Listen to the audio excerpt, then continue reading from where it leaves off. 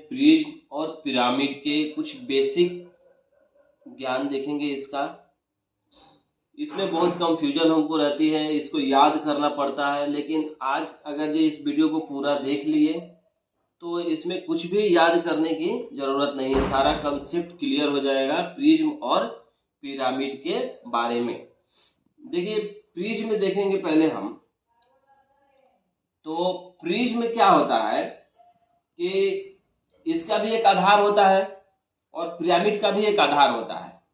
ठीक है, प्रिज्म और पिरामिड दोनों देखेंगे। प्रिज्म में भी एक आधार पे एक कंस्ट्रक्शन बना रहता है और इसके आधार पे भी एक कंस्ट्रक्शन बना रहता है। इसका आधार त्रिभुज हो सकता है, चतुर्भुज हो सकता है, पंचभुज हो सकता है, षष्ठभुज हो सकता है। इसका भी आधार पंचभुज, चतुर्भुज, त्रिभुज कुछ भी हो सकता है, बहुभुज हो सकता है। राइट। अब डिफरेंस क्या है कि देखिए इसके आधार के जो भुजा है उस पे आयतन बनता है। आधार के भुजा पे आयतन बनता है। इस पे भी बीसी पे आयतन बनेगा, ये फिर एबी पे आयतन बना, फिर सीडी पे आयतन बनेगा और फिर एडी पे आयतन बनेगा। ठीक है। और ऊपर से इसके सर्वांशम ए बी सी डी के सर्वांशम ऊपर से ढक्कन रख दिया जाएगा, तो ये क्या बन जाएगा, प्रिज्म बन जाएगा। राइट, कंसेप्ट क्लियर प्रिज्म का, ये प्रिज्म बन जाएगा। पिरामिड देखेंगे। अब देखिए भाई पिरामिड में क्या है, आधार तो इसमें भी होगा। अब देखिए इसके आधार पे त्रिभुज बनेगा, जो आधार के भुजा है उसका त्रिभुज बनेगा। जैसे ए बी सी जो भुजा है, ए बी सी डी आधार है ना, तो बी सी जो भुजा है तो बी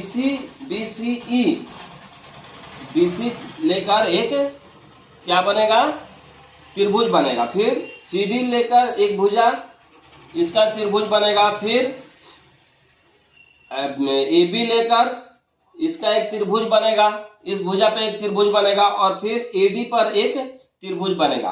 और जो इसके आधार है ना, आधार के भुजा पे जो त्रिभुज बन रहा है वो सभी त्रिभुज के कोण एक होंगे, यानी ये त्रिभुज सब एक जगह जाकर एक बिंदु पर मिलेंगे, तो ये पिरामिड बनेगा। ये क्लियर हो गया कि प्रिज्म और पिरामिड में अंतर क्या है।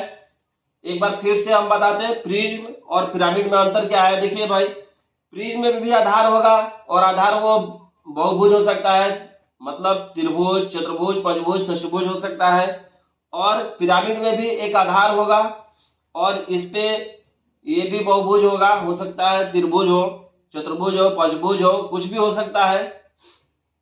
इसमें क्या होगा, इसके आधार का जो भुजा है उस पे आयतन खड़ा किया जाएगा और चार भुजा है तो चार आयतन खड़ा किया जाएगा और जो आधार है उसके सर्वांशम ऊपर से एक आधार और रख दिया जाएगा, तो वो प्रिज्म बन जाएगा। और ये पिरामिड जो है इसके आधार के भुजा पर उसके त्रिभुज बनेगा उसको लेकर, और वो सारे त्रिभुज एक बिंदु पर मिलेंगे, उसको पिरामिड बोलते हैं। ये पिरामिड और प्रिज्म में अंतर समझ में आ गया, क्लियर हो गया। इस वीडियो को एक दो बार देखिए, ये क्लियर हो जाएगा और क्लियर हो गया होगा मुझे आशा है।